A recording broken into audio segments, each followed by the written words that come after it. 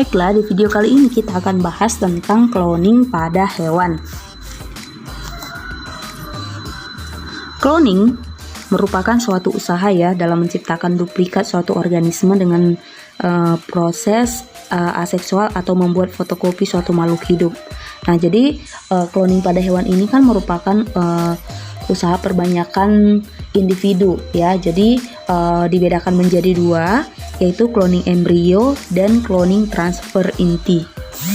Kita akan bahas masing-masing cloning pada embrio dan cloning transfer inti. Tapi sebelumnya saya akan jelaskan dulu manfaat dari cloning, mengapa ada cloning ditemukan ya, ataupun bisa juga disebut sebagai dampak positifnya. Nah, cloning manusia itu biasanya memberikan manfaat bagi pasangan yang tidak subur ya, supaya bisa mendapatkan anak. Nah, kemudian organ manusia bisa dikloning secara selektif untuk dimanfaatkannya sebagai organ pengganti bagi pemilik organ itu sendiri ya, yang untuk meminimalisir resiko penolakan ya. Selanjutnya, sel-sel yang dikloning juga diregenerasi menggantikan jaringan tubuh yang rusak, contohnya pada urat saraf dan juga jaringan otot. Nah, teknologi cloning ini juga memungkinkan para ilmuwan medis untuk bisa menghidupkan maupun mematikan sel-sel. Nah, manfaatnya itu mampu mengatasi kanker serta juga menghambat proses penuaan. Kemudian teknologi cloning ini memberikan manfaat pengujian dan juga penyembuhan bagi penyakit-penyakit keturunan. Ya, jadi manfaatnya dapat menemukan obat kanker, kemudian menghentikan serangan jantung, serta membuat tulang, lemak, jaringan penyambung, atau juga tulang rawan yang cocok dengan tubuh pasien untuk tujuan bedah penyembuhan dan juga bedah kecantikan. Yang pertama yang kita bahas adalah cloning embrio. Nah, cloning embrio ini merupakan usaha yang dilakukan untuk menghasilkan individu baru dengan sifat genetik sama dengan kedua induknya tanpa melalui perkawinan secara alamiah. Jadi dengan teknik ini diharapkan dapat diperoleh hewan yang berkualitas baik dan berjumlah banyak dalam waktu yang lebih cepat ya. Jadi cloning embrio ini dapat dilakukan pada hewan mamalia, misalnya seperti sapi, kelinci, maupun bisa juga dilakukan pada domba. Nah, adapun tahapan teknik cloning embrio ini yaitu yang pertama, sel telur dari sapi betina itu difertilisasikan dengan sperma sapi jantan secara in vitro, artinya dilakukan di luar tubuh. Nah, kalian bisa memperhatikan gambar yang saya buat ya dalam video ini. Nah, ini sperma sapi jantan, kemudian sel telur dari sapi betina dilakukan fertilisasi di luar tubuh ya.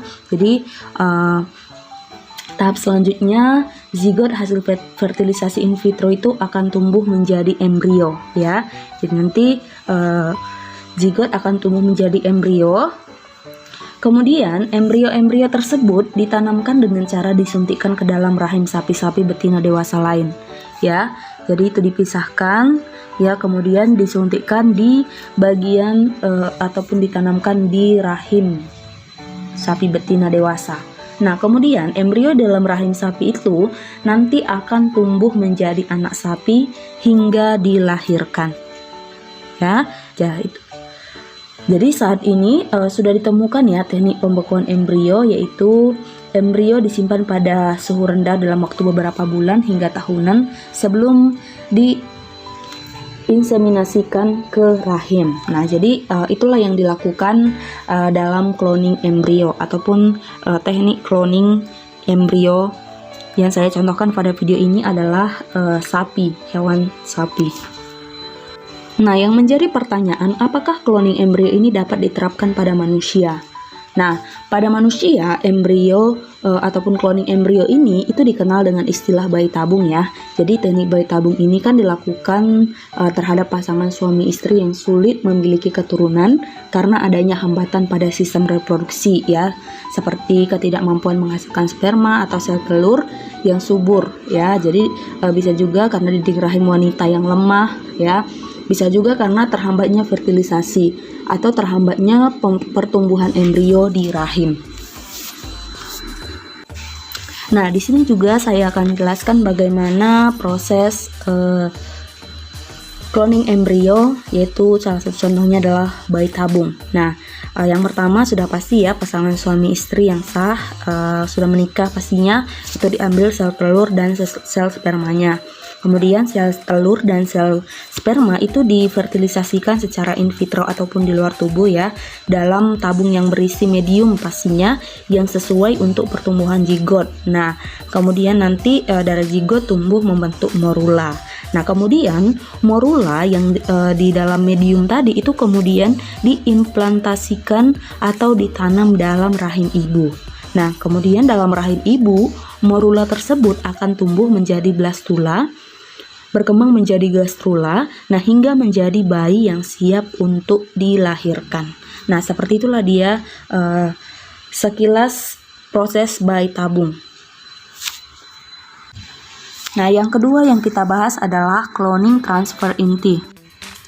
Nah, kalian pasti pernah mendengar ya tentang domba Dolly ya. Nah, domba Dolly ini merupakan hasil cloning transfer inti yang dilakukan oleh ilmuwan ya.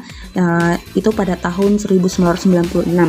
Jadi cloning transfer inti ini merupakan memindahkan inti dari sel donor ke sel yang lain agar diperoleh sifat individu dengan sifat yang sama dengan sel inti sel donor.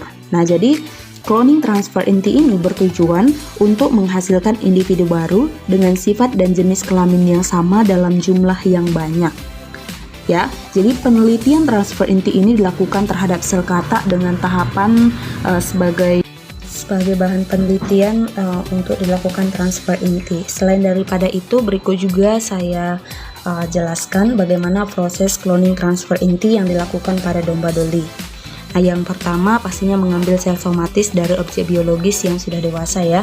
Nah, jadi sel telur itu dirusak intinya dengan radiasi sinar ultraviolet sehingga nanti tidak memiliki kromosom.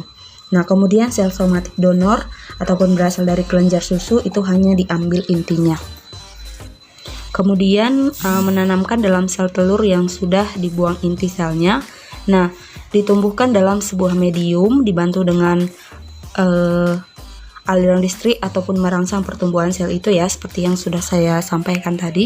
Nah, karena sel somatik donor itu sudah dimasukkan ke dalam sel telur dengan bantuan kejutan listrik, maka nanti sel telur akan mengandung inti dari sel somatik donor yang berkromosom diploid. Nah, kemudian sel telur membelah beberapa kali membentuk stadium morula. Ya, morula kemudian diimplantasikan ke dalam rahim induk betina dan tumbuh secara in vitro ataupun in vivo ataupun di dalam uterus sehingga nanti menjadi bayi domba yang siap untuk dilahirkan. Jadi melalui transfer inti dapat diperoleh domba-domba anakan dengan sifat dan jenis kelamin yang sama dengan induk donor sel somatik. Nah, namun pada cloning domba Dolly ini sel somatik donor itu sudah berumur 6 tahun sehingga domba anakan yang dihasilkan seolah-olah sudah berumur 6 tahun juga meskipun baru saja dilahirkan ya. Jadi domba Dolly ini dinyatakan mengalami penuaan dini dan akhirnya mati pada umur 6 tahun.